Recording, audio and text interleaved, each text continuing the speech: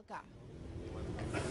Ya Nadia, apakah pemungutan suara sudah mulai dilakukan saat ini?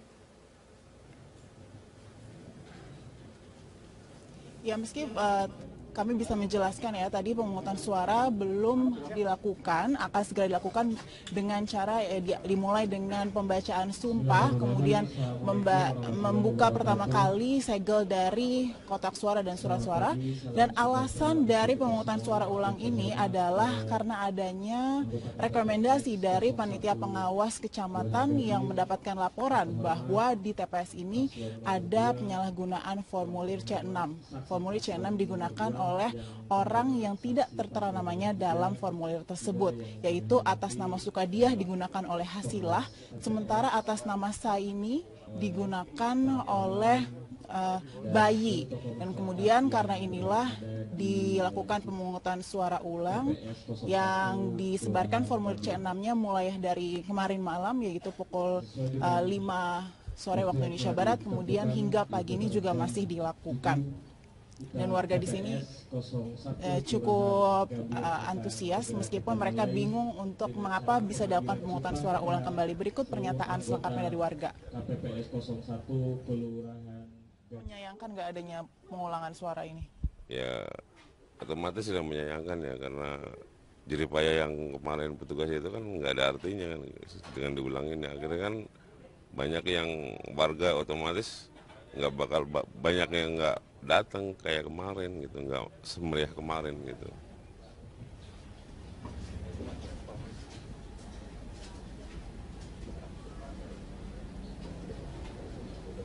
Baik.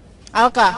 Ya, Nadia Atmaji melaporkan langsung dari kawasan Gambir, Jakarta Pusat. Selamat bertugas kembali. Selamat pagi, Anda menyaksikan Headline News pukul 8 waktu Indonesia Barat. Pemirsa, hari ini TPS 19 Kelurahan Pondok Kelapa, Kecamatan Durensawit, Jakarta Timur menggelar pemungutan suara ulang atau PSU pemilihan Gubernur DKI Jakarta. PSU di lokasi ini dilakukan atas rekomendasi Panwaslu DKI Jakarta. Rekan kami Livia Ramadhanti akan melaporkannya langsung untuk Anda. Livia, bagaimana jalannya pemungutan suara ulang di TPS 19 dan apa sebenarnya alasan dilakukannya pemungutan suara ulang ini? Ya Zilvia, pemungutan suara ulang di TPS 19 Kelurahan Pondok Kelapa, Kecamatan Durensawit, Jakarta Timur ini sudah dimulai sejak pukul 7.30 waktu Indonesia Barat, dan sampai saat ini memang calon pemilih masih terus berdatangan untuk melakukan pemungutan suara ulang. Sebelumnya memang pemungutan suara ulang ini baru diinformasikan oleh KPU DKI Jakarta pada malam kemarin, tepatnya pada pukul 19 malam ini baru diinformasikan kepada warga setempat bahwa akan dilakukan pemungutan suara ulang pada pagi hari ini.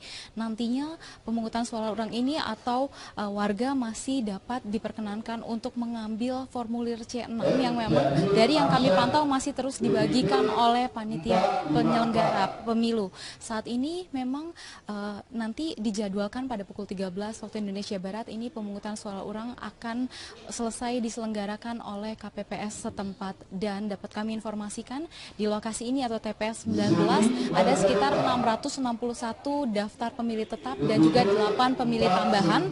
Sedangkan tadi informasi yang kami himpun juga memberitahukan bahwa jumlah surat suara saat ini ada 678 dengan cadangan surat suara 2,5%. Dan alasan dari penyelenggara pemilu sendiri ini melakukan pemungutan suara ulang di TPS 19 ini dikarenakan adanya temuan bahwa warga menggunakan formulir C6 milik orang lain pada penyelenggaraan pemilu 19 April kemarin. Zilvia. Livia Ramadhanti melaporkan langsung, terima kasih.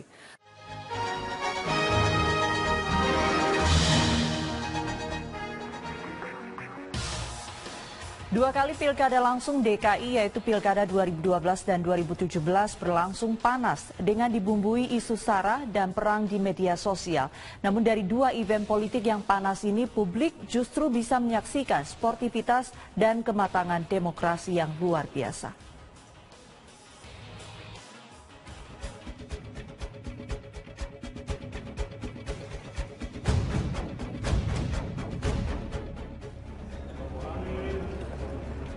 Hari Kamis pagi 20 Februari atau sehari setelah pemilihan kepala daerah DKI digelar, calon gubernur Anies Baswedan yang menurut hasil hitung cepat unggul di Pilkada DKI menyambangi Balai Kota Jakarta. Anies disambut petahana Basuki Cahayapurnama yang tak lain adalah rivalnya di Pilkada DKI. Pertemuan berlangsung singkat, kurang lebih 30 menit. Namun, pertemuan singkat ini sudah memberi makna yang besar bagi rekonsiliasi Jakarta yang sempat terpolarisasi dalam dua kubu jelang pilkada.